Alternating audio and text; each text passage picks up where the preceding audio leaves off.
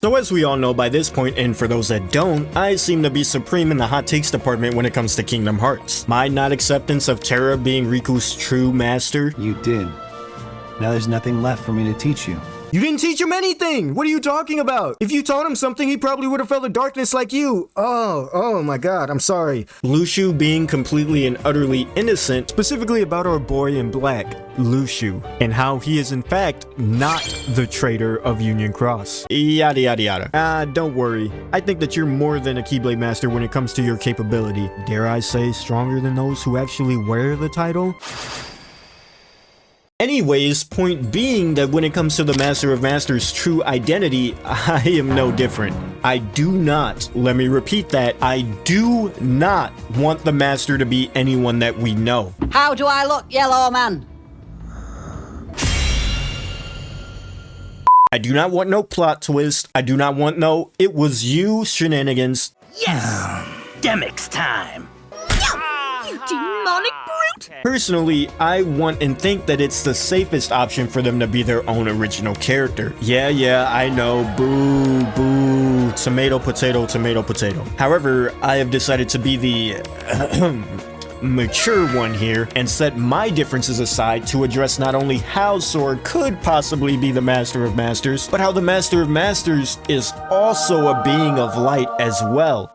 So, your name? What did I just... Never mind. I guess there's no harm. My name is... On top of maybe finally having an answer as to why the Keyblade, or Keyblade, very well is, well, the Keyblade, as well as how the Master dimmed, faded, and vanished without a trace. This is easily going to be one of my most outlandish theories. Seriously, you guys are going to love this one. Grab some snacks and get a good seat at the top of the clock tower, because this is going to be a lengthy one. And away we go. What? You guys said you like the longer videos.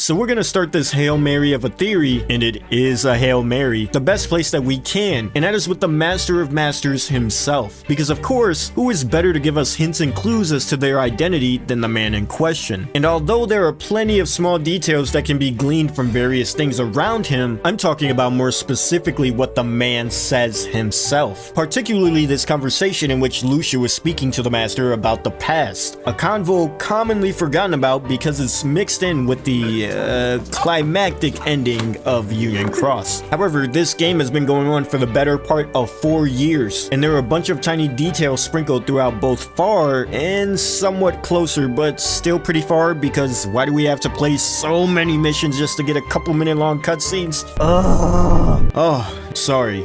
Just, you know, mobile game. Speaking of, isn't missing links supposed to be a thing yet? Actually, scratch that. One mystery at a time. Getting back to said mystery, about 5 years prior to the events of Union Cross, we see an in-depth conversation between both the Master of Masters and Luxu. Darkness. Which is rather important because Luxu is the Master's most trusted apprentice. All right. I'll indulge you. But this secret stays between the two of us, and you have to promise never to open the box. I promise. Almost adhering to a more father-son type of relationship like Ericus and Terra. Although Ericus didn't really trust Terra as much as he did Aqua, so I guess that's a better example. What have I done? Master, I just wanted to keep Ven safe. No.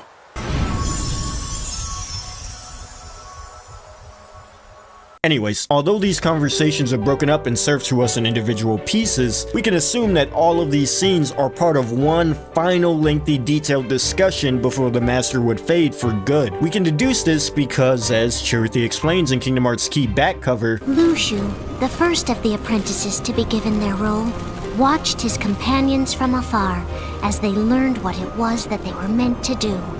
Then, he disappeared. not long after that, the master vanished, dimmed, and faded without a trace.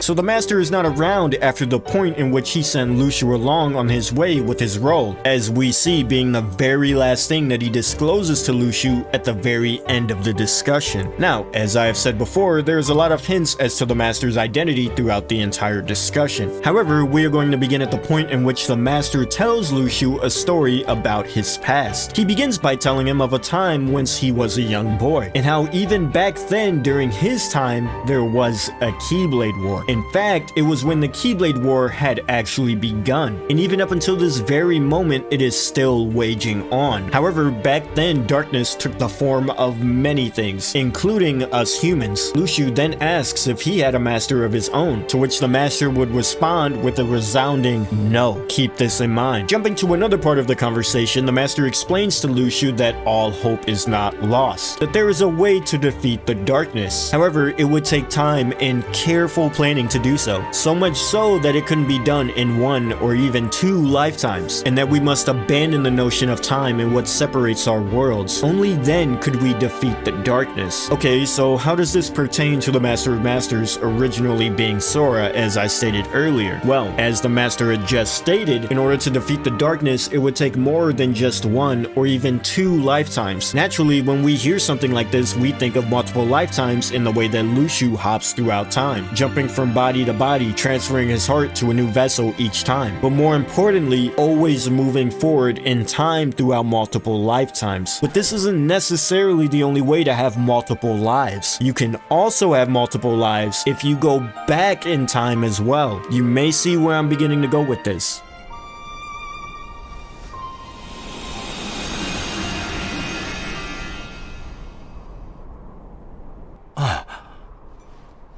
Where are Sora and Kairi?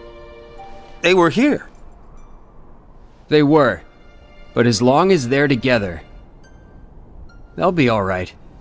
That's right. What if the Master of Masters abused the power of waking to change the course of history, thus breaking a nature taboo, explaining a long-lost question of why the Master dimmed, vanished, and faded without a trace, just as we saw only one other time in the series at the ending of Kingdom Hearts 3, when Sora as well dimmed, vanished, and faded without a trace as the consequences of the same action, sending the Master to the world of Quadratum, where we would then see him reappear in the Kingdom Hearts 4 trailer. So exactly what event in history did the Master drastically change? Well, ladies and gentlemen, the event that the Master changed was, in fact, I believe to be the moment in which Sora gained a Keyblade. Of course, this simple act drastically changed the course of history, because of course, Sora was never supposed to have a Keyblade to begin with. In a previous video, I explained how Sora came to be a Keyblade wielder that, well, shouldn't be a Keyblade wielder, and how by simply him wielding one, he would go on to alter the course of history drastically, saving and protecting all of the worlds, even being the reason that whole beings exist, such as Roxas and Xion, or why Ventus and Kairi had a second chance, or why any of these people even had a second chance. But after further thought, what if this was no accident as we've always assumed, but in fact was always meant to be? What if Sora was always meant to be a Keyblade wielder, and it was just an eventuality? It's just that the moment of him gaining one was sped up a little bit by outside interference. Someone who knew for a fact that Sora would have the capability to wield a Keyblade. The only person who of course would know this would be none other than Sora as a Keyblade wielder, aka the Master of Masters. The typical way of gaining a Keyblade is through a current Keyblade wielder who is a Keyblade Master, or at the very least has the power equivalent to one, bequeathing the Keyblade to another. When handing their Keyblade down to their disciple, the Master would then touch hearts with the person they are transferring the power to. And it is at this point that the Keyblade itself determines whether or not the wielder has a strong enough heart to be a Keyblade wielder. And if they are in fact worthy, a Keyblade will summon to the wielder's hand. But even if the bequeathing is the method in which Keyblades are passed down throughout generations, someone had to be the first Keyblade wielder in existence. Someone with no master. Again, going back to the Master saying that that he had no master. So humor me a bit here and let's just assume that the Master of Masters was the first Keyblade wielder. But let's put a pin in that for now and look at the Keyblades themselves. The Keyblades that we see all of our characters wielding are all Keyblades that were made in the image of the one true Keyblade, or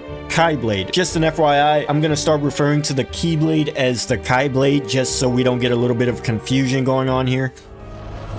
Key, the most ancient verb. Some say Kai, but the meaning is the same. Normally, I would refer to it as the Keyblade, but we're going to be saying Keyblade so much that I'm just going to refer to it as the Kaiblade for the sake of informative purposes. Sound good? We're all on the same page? Great. The Keyblades that we see our characters wielding are all Keyblades that were made in the image of the one true Kaiblade. The Kaiblade, which itself was made in order to protect the one true Kingdom Hearts. So again, someone had to be the very first wielder of one of the very first Keyblades made in the image of the Kaiblade. A wielder that the Keyblade itself had chosen. No master, no bequeathing. And there are only two people in this entire series that we know fit this very description. Sora and the Master of Masters. Both being Keyblade wielders that had no masters. Therefore, no bequeathing. Going back to the story, the master was telling Luxu about the past. Luxu interjected, asking if the master had a master of his own, to which the master said, straight up, no. But again, we see later that he summons the no-name Keyblade and gives it to Luxu, along with the fact that someone had to bequeath all of the foretellers their Keyblades, which would be none other than their very own master, the Master of Masters. The Keyblade does not allow someone who is not chosen to wield it, as we've seen at numerous points throughout the series. First example, of course, being with Leon in Kingdom Hearts 1. Still, hard to believe that you, of all people, are the chosen one.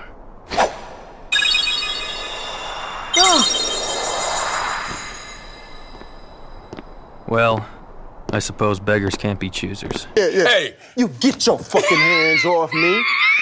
So this means that the master is in fact an official wielder, as we again see him wielding the no-name Keyblade. But with no master, the Keyblade had to have chosen him to be worthy itself, which is exactly like who? That's right, Sora. Just like when the master was a young boy, Sora was a young boy as well, who had no master. The Keyblade he was given was not bequeathed to him and eventually would choose him as a true wielder. And of course, the Keyblade that heeds the call to Sora is the Kingdom Key. But how does this also imply that the Master as well as Sora are one and the same? Well, remember just moments ago when I explained that all the Keyblades in existence are made in the image of the Kaiblade, and that there had to be someone who was the very first wielder of such Keyblades? Well, just as there had to be a first wielder, there had to have been a first Keyblade made in the image of the Kaiblade. And I believe, without a doubt, that the very first Keyblade made in existence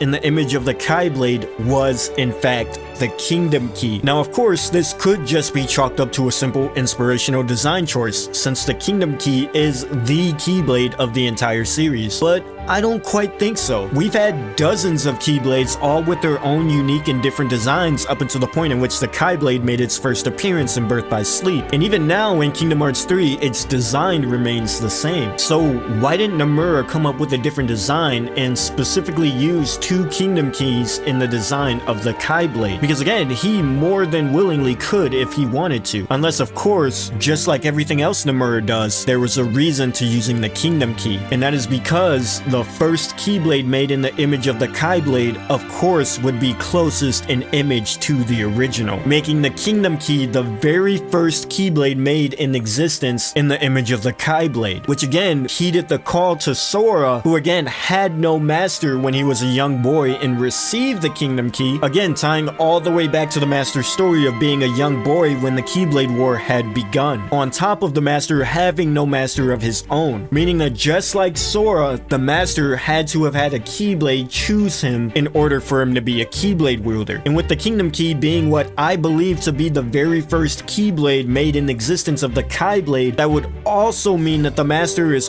also the first wielder of a Keyblade made in the image of the Keyblade, as I stated earlier. But with all of this, why would the master do all of this to Sora? Why would he set Sora and in turn his kid self on this path? Well, I believe that it is not only for the sake of light, because of course, just as the master has stated in his story about the past, the darkness was undefeatable. But setting Sora on this path as he did would drastically change the course of history, and all of the worlds that would have originally fallen to darkness, as the master had said in his story, have now in turn been saved by Sora, who again originally would not have done so, because of course he would not have been a Keyblade wielder. But I also think that the master set him on this path for the same reason that he wanted Sora in Quadratum. That reason being a new vessel, just like the foretellers, but not quite, as the foretellers have been raised with strong hearts to become vessels for the true 13 darknesses. I believe that Sora was raised not to be a vessel for true darkness, but was raised by the master to become a vessel to harness a being of true light. That's right, the master set Sora on this path to strengthen his heart, and once strong enough, he would be sent along to the world of Quadratum, where he would be a prime vessel for a being of true light to possess. That being of light being none other than the master of masters. Wait, whoa. But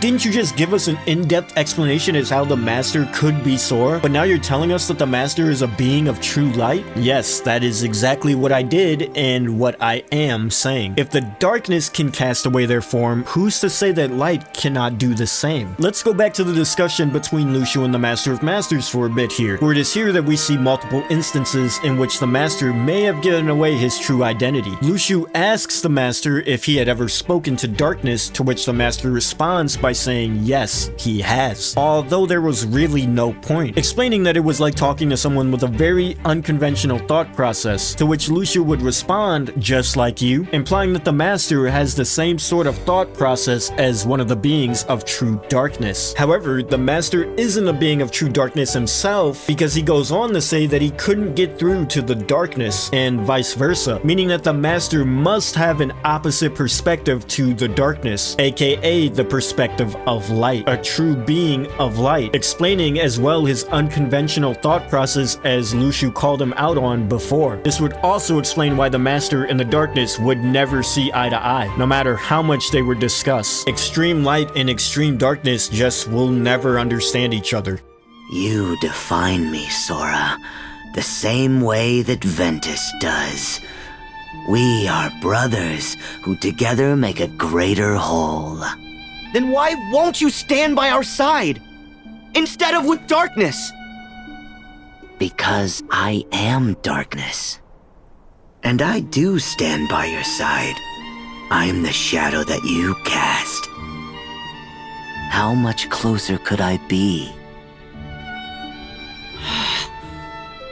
But, Ventus, I did decide who I am. You see? And what you are is darkness? What I am is darkness.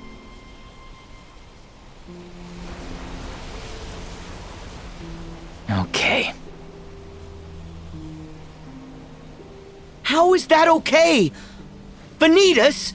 This isn't the only instance in which the master lets slip his true colors, as later on when speaking to Lucio about his role, he goes on to explain that the role of Daybreak Town is to nurture the dandelions and pass the torch on to the next generation. But there's a certain phrase that raises an eyebrow, and that is when the master says, "Our plan will be complete." Whose plan? This whole thing isn't Lucio's plan, he's the one that he's explaining it to. And it definitely isn't one of the foretellers' plans, since they are pawns being used in said plan. So why say our as if there are more in on the upcoming plan? As if there is an us, a we. Could it be that the master is referencing the 7 crowns here? The other beings of true light that have been trapped in this never-ending war with darkness. 7 crowns, 7 lights. Really gets you thinking, doesn't it? Regardless, these lines mixed with the master not wanting to take his coat off for even a second, along with his strong aversion for anything having to do with darkness, as we see Luciu state in the finale of Union Cross when speaking to one of the darknesses, all roads lead to the master being in some way, shape, or form pure light. And if the same rules that apply to the beings of true darkness that cast away their form applies to beings of true light, then the master would be in danger of losing his sense of self and purpose if he remained formless for too long, which wraps all the way back around to our boy Sora. By setting Sora on this path, he would not only be able to alter the course of history where all the worlds had fallen to darkness, allowing Sora to save all of these potential worlds, but he would also be strengthening a vessel so that he would be able to cast away his original form from when he himself was Sora, abandoning the notion of time and what separates the worlds, as he stated was necessary to complete his plan, and at the very end of everything, return to his original form, all before losing his sense of self, taking over Sora's body, all the while his plan that would otherwise be impossible comes to fruition.